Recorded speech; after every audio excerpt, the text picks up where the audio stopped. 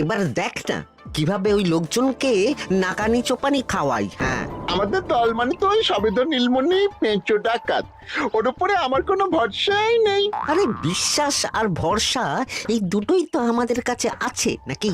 শোন, আমি পেঁচোকে একটা কাজে পাঠিয়েছি। যদি পেঁচো এই কাজটা করতে পারে তাহলে আমাদের রোজগারও হবে, প্রতিশোধ নেওয়াও হবে। আরে কোথায় পাঠিয়েছি সেটা বলবি তো? মন্ত্রী মশাইয়ের বাড়ি।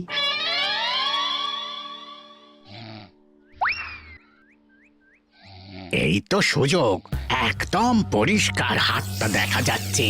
এবার আমার শিল্পী হাতের কাজটা দেখাই।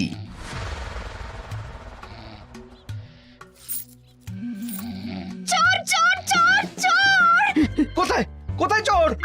আমার গলার হার টেনে নিয়ে পালালো। এই তো কদিন আগে গড়িয়ে দিলাম। যাও না, গিয়ে চোরকে ধরো।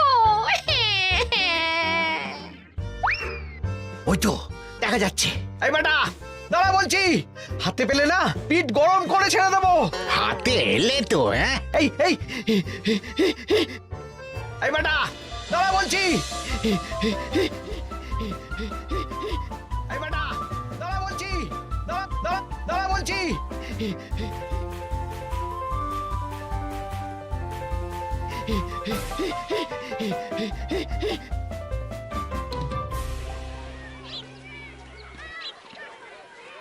দুপুরে একটু খেয়ে ঘুমোবো তার জন্যই। দাদু খেলতে চলো খেলতে চলো। কি দাদু, প্রস্তুত তো? হ্যাঁ হ্যাঁ, প্রস্তুত প্রস্তুত।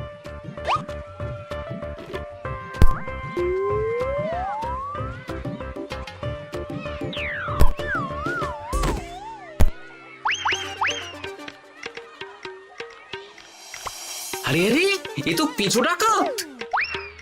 ধরো বেটাকে, ধরো ধরো, আমার গিন্নির গয়না চুরি করে পালাচ্ছিল, ওর ট্যাকেই পাওয়া যাবে। ধরো। এটা মন্ত্রী মশাই, হ্যাঁ এটা। চোর ধরা পড়েছে, এটাই বড় কথা। শুনুন, এখন একে রাজবাড়ি নিয়ে যাই, কাল এর বিচার হবে।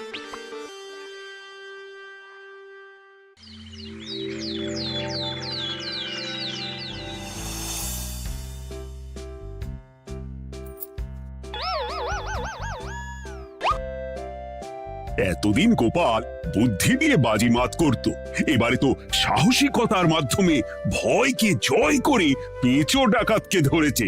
মানছি যে গোপাল আমার গিন্নির হার ফিরিয়ে দিয়েছে, বল মেরে ডাকাত চোর আমিও ধরতে পারি, এটা এমন কোনো সাহসের কাজই না। ঠিক আছে গোপাল, তুমি কিছু বলতে চাও?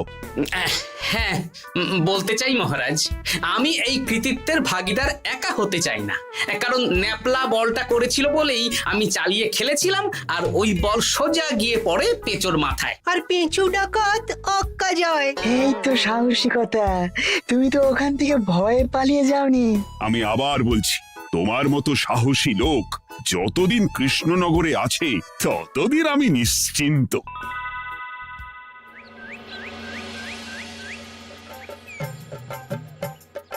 বলি সারাদিন আমি সংসার ঠেলছি আর আরেকজন খাচ্ছে দাচ্ছে ঘুরে বেড়াচ্ছে।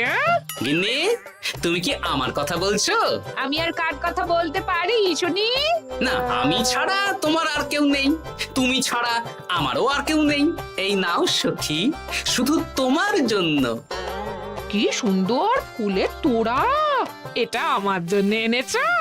হ্যাঁ গো, তুমি কি আমার উপর রাগ করে আছো গিন্নি? তাহলে বলো, অন্য কাউকে দেব? এই এই এই, আমি ছাড়া আর কাকে তুমি ফুলের তোড়া দেবে শুনি? না, ভাবলাম তুমি হয়তো রাগ করে আছো। না না না না, ও কিছু না, এই তো বাইরে গরম না। এই তুমি বসো বসো, আমি শরবত করে দিচ্ছি।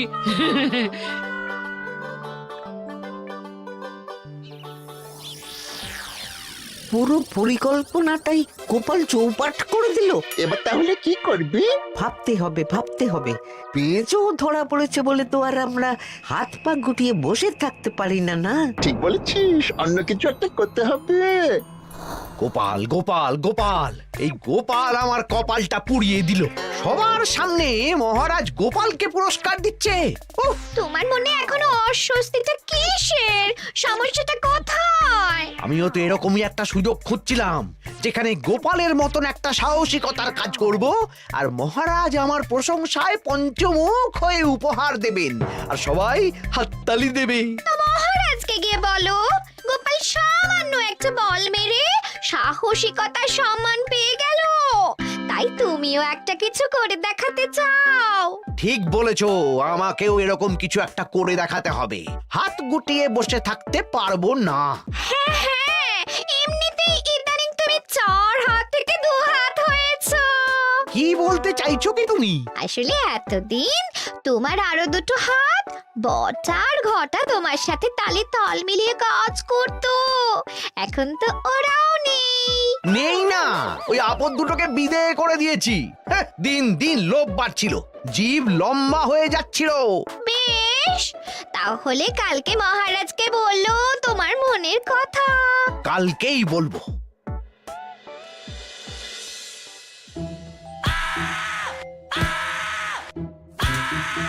বল, তোকে কে পাঠিয়েছে বল?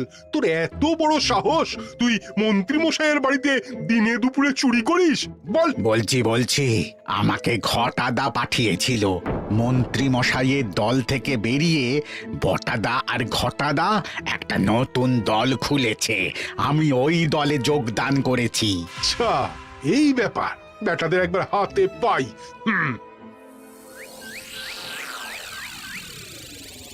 বটা বটা আমাদের খুব সাবধানে থাকতে হবে কিন্তু। কেন রে, কি হলো? কানাঘুষো আর ওই গোপন সূত্রে খবর পেলাম, মার খেয়ে পেঁচো আমাদের নাম বলে দিয়েছে। বলিস কি? হ্যাঁ রে, কি আর বলবো বল, কাউকেই আর ভরসা করা যাবে না। বেটা ধরাও পড়ে গেল, আবার মার খেয়ে আমাদের নামও বলে দিল। এবার তো মনে হচ্ছে ভূতের মতো লুকিয়ে থাকতে হবে। যা বলেছিস ভাই, তাছাড়া আর উপায় নেই।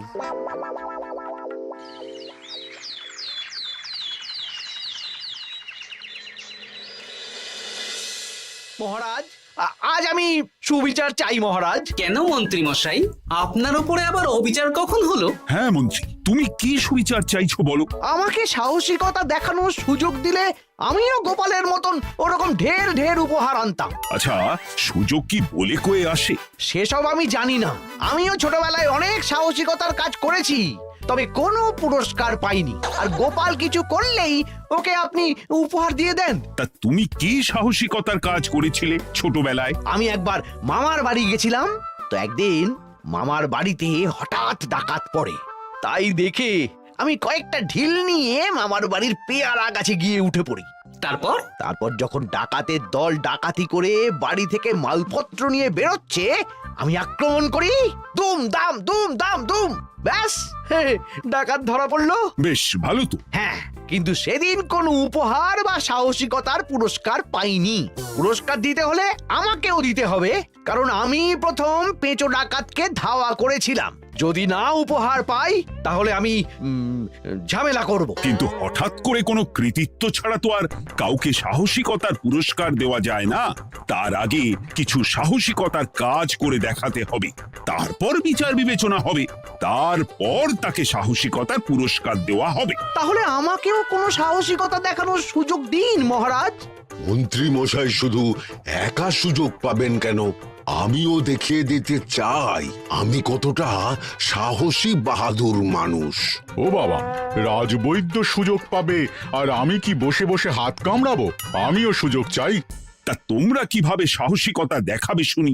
দেখুন মহারাজ, মানুষ সাধারণত কয়েকটা ব্যাপারে ভীতু, যেমন হিংস্র জন্তু জানোয়ার, সশস্ত্র ডাকাতকে ভয় পায়, আর আর আর আর ভূতের ভয়। হ্যাঁ, আমার তো মনে হয় সাহসিকতার পরীক্ষা করার জন্য এই তিনটের মধ্যে যে কোনো একটার সাথে মোকাবিলা করতে পারলেই বোঝা যাবে কে কত সাহসী। এটা তোমরা ঠিক বলেছো, কিন্তু ব্যাপারটা হলো জঙ্গলের পশুরা জঙ্গলে যেমন আছে থাকুক, ওদের নিয়ে নাড়াঘাটা করার দরকার নেই। ডাকাত তো গোপাল ধরেছে, এখন পড়ে থাকলো ভূত। মহারাজ, আপনি তাহলে ওই ভূতুড়ে বাড়ি খুঁজুন, তারপর সবাইকে ভূত ধরে আনতে বলুন। দেখি মন্ত্রীর আবদার মেটানোর জন্য তো তাই করতে হবে।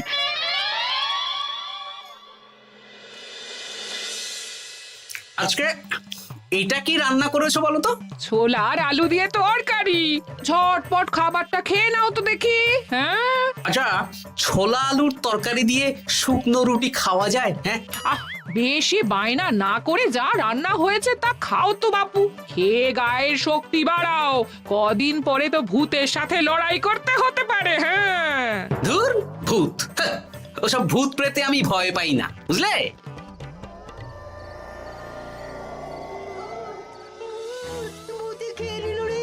কি ভয়ঙ্কর! মহারাজ বাঁচান, বাঁচান!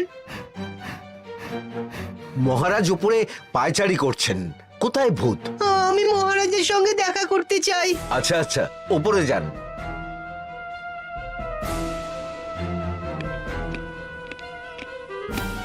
কি হয়েছে সভাকবি? রাতের বেলা হঠাৎ আর তোমার চোখ মুখের অবস্থা এরকম কেন? মহারাজ, কৃষ্ণনগরে ঘাটপাড়ের ভূত আমার সর্বস্ব লুট করে নিয়েছে মহারাজ। ধুর, কি যা তা বলছো তুমি? সত্যি বলছি মহারাজ, আমি আমার একটা কাজে নদী পেরিয়ে ওই পাড়ে গিয়েছিলাম। একটু আগে এই পাড়ে এসে নৌকো থেকে নেমে ঘাটের সামনে থেকে একটা গরুর গাড়িতে উঠি। তারপর কিছু দূর আসতেই একটা পোড়ো বাড়ির সামনে গাড়োয়ান গাড়ি থামিয়ে বলে আর যাবে না। আর কারণ জিজ্ঞেস করতেই গাড়োয়ান আমার দিকে মুখ ফেরায়। রে বাপ রে বাপ, কি কঙ্কাল সার হাড় হিম করা মুখ! আমি তো অজ্ঞানী হয়ে যাই। কিছুক্ষণ পর জ্ঞান ফিরলে দেখি আমি রাস্তায় পড়ে আছি, আর আমার সাথে থাকা থলেটাও নেই। তাহলে বলতে চাইছো তোমার থলে ভূতে চুরি করেছে? সেসব আমি জানি না মহারাজ, কিন্তু আমি আমার থলে ফেরত চাই, আর ওই ভূতের শাস্তিও চাই। দিন না। এই সেরেছে, আজ সকালেই রাজসভায় ভূত নিয়ে আলোচনা হলো আর রাতেই ভূত দেখা দিল।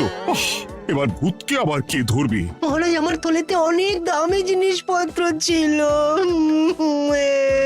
ঠিক আছে সভাকবি, তুমি এখন বাড়ি যাও, আমি দেখছি কি করা যায়। এই সুযোগে মন্ত্রী, জ্যোতিষী, পণ্ডিতদের সবার একবার করে সাহসিকতার পরীক্ষা নিয়ে নেব।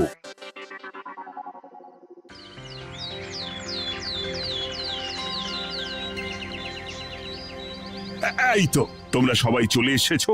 মহারাজ, আমার মনে হচ্ছে আপনি কোনো কথা বলার জন্য উদ্গ্রীব হয়ে আছেন।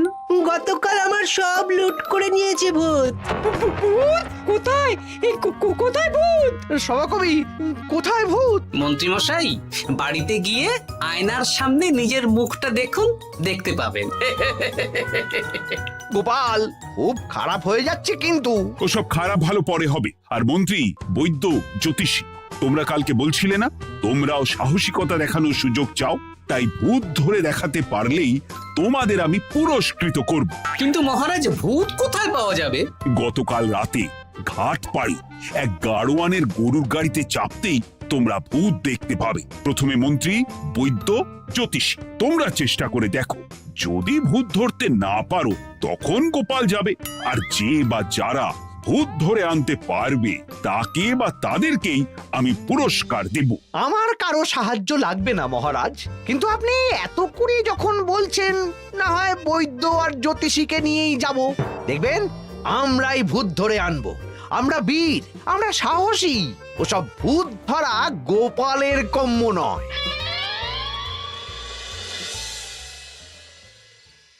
কি মনে হচ্ছে মন্ত্রী মশাই, আমরা আমরা ওই ভূতের দেখা পাবো?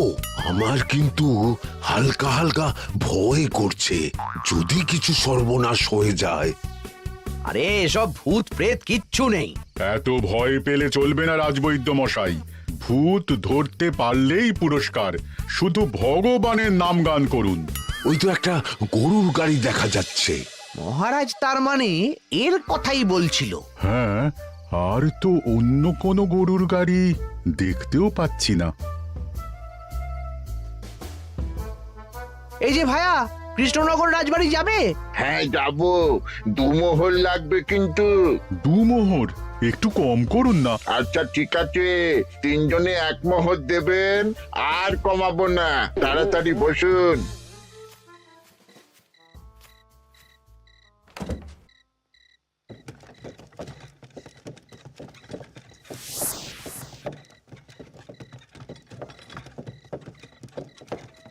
দূর দূর দূর, এতক্ষণ কোনো ভূতই নেই।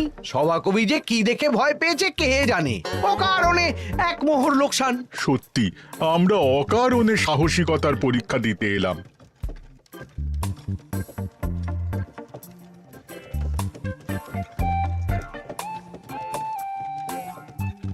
কি এই, এটা কোন রাস্তায় ঢোকাচ্ছ? আরে রাজবাড়ি তো এইদিকে না। এটাই তাড়াতাড়ি যাওয়ার রাস্তা।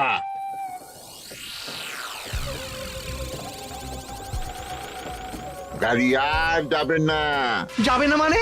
আমরা তো রাজবাড়ি অবধি যাব। হাতের আংটি পয়সা করি যা আছে বের করে ফেল, নইলে এক্ষুনি চিবিয়ে খাবো। ওরে বাবা, ভূত ভূত পালাও। পালিয়ে যাবে কোথায়? আজ তাদের চিবিয়ে খাবো। ও ঠাকুর, বাঁচাও বাঁচাও ভগবান, বাঁচাও।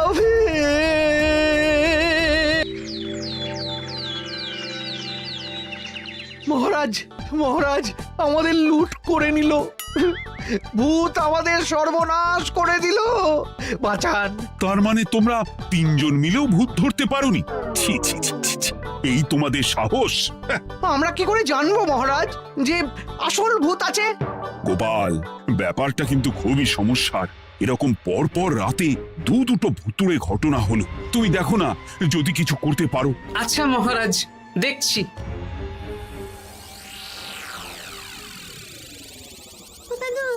আমার কিন্তু ভয় করছে। শুনলাম কালকে মন্ত্রী মশাইকেও ভূতে তাড়া করেছিলাম। আমার মনে হচ্ছে কিছু একটা রহস্য আছে। সে যাই রহস্য হোক, আজ আমরা এর শেষ দেখে ছাড়বো। হ্যাঁ, তারপর আমাদের যদি ভূতে ধরে? তোরা কোনো চিন্তা করিস না, সব ওষুধ আমি এই থলে করে নিয়ে এসেছি। হয়তো ঘাটের কাছে একটা গরুর গাড়ি দেখা যাচ্ছে। ভাই, দক্ষিণ পাড়া যাবেন? হ্যাঁ যাবো, 2 মোহর লাগবে। বেশ, চলো চলো। এত রাতে তো গরুর গাড়ি রাস্তাঘাটে চলে না, তাই বাধ্য হয়ে ঘাটের এদিকে এলাম।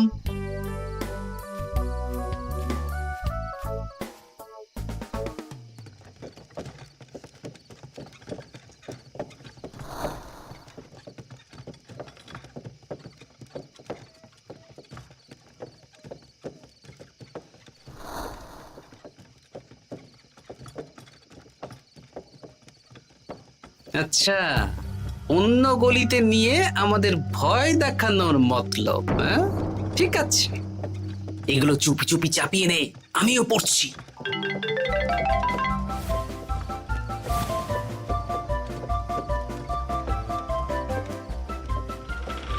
আর গাড়ি যাবে না। সাথে যা আছে সব দে, নইলে চিবিয়ে খাবো। তুই কে রে? তোকে সব দেব? ভূত বাঁচাও বাঁচাও। তুই কি ভেবেছিস? তুই নকল ভূত সেজে লোকেদের ভয় দেখাবি আর আমরা চুপচাপ বসে থাকবো? তোর পাপের ঘোড়া পূর্ণ হয়েছে, আজ কেউ তোকে বাঁচাতে পারবে না। এবার মজা সামলা। চলে গেল রে, চলে গেল রে, সাড়ে চলে গেল। কি চুল করছিস ঘরটা? তুই আয়। চলে গেল রে, চলে গেল রে, সাড়ে চলে গেল। এই ঘটাকে ডাকছিস মানে? তুই মানুষ বটা। ওরে বাবা রে, বাঁচা। তোদের ধরে নিয়ে যাব, কাল সকালে বিচার হবে।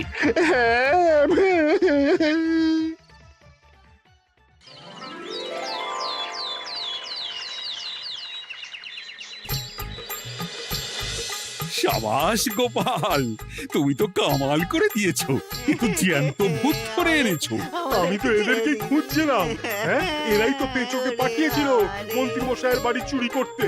হ্যাঁ, তার মানে গতকাল বটা। আমি তোদের ছাড়বো না। সত্যি গোপাল, এবারেও তুমি বাজিমাত করে দিলে।